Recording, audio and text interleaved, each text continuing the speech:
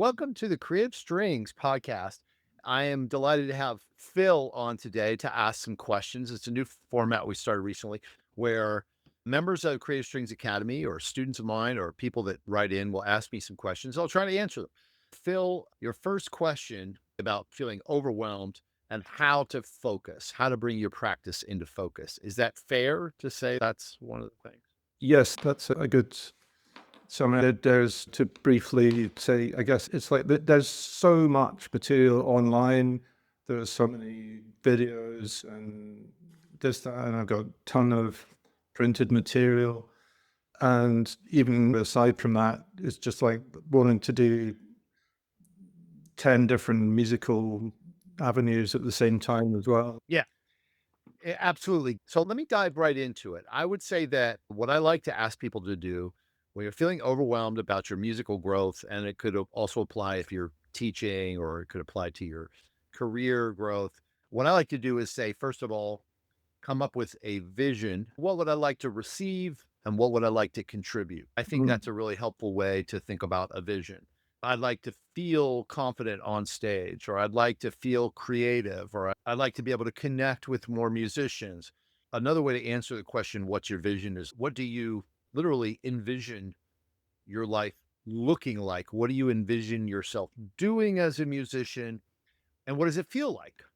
So maybe envision myself jamming in this particular situation, or recording, or composing, or teaching in a certain way. And I envision feeling more free or less stifled, or like ideas are more fresh. So starting with this, I think, is a really good place to start. The next thing I like to recommend is to have some goals. And our goals, I think, can come from a few different places.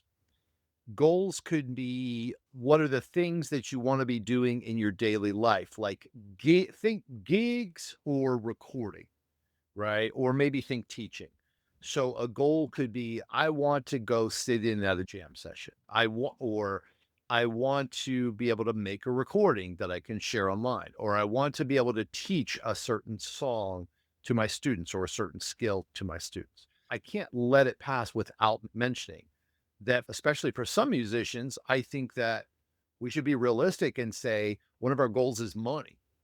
It's money and survival. So saying, for example, I know starting, I've got to make this amount of money as a musician before I can add anything else on. We have to meet our basic survival needs first. So I might say, hey, it all starts with that I've got to make $2,000 in the next month from playing music. And so that's going to define some of the limits, which then affect the things that I practice. Because maybe I'm going to be playing weddings to make this money, or I'm going to be teaching lessons to make this money, or doing orchestra gigs to make this money. But within those limits, here are things that I can practice. Actually, one other goal option that I'll give you is to think about skills. So skills could be like, I want to improve my ears in this way. I want to be able to play technically more precise. I want to improve my ability to recognize chord progressions or voice lead chords, or I want to be able to play more fluently out of a pentatonic scale, or I want to learn this song, or I want to be able to accompany on this song or take a solo on that song. So this kind of list of very specific actions or skills.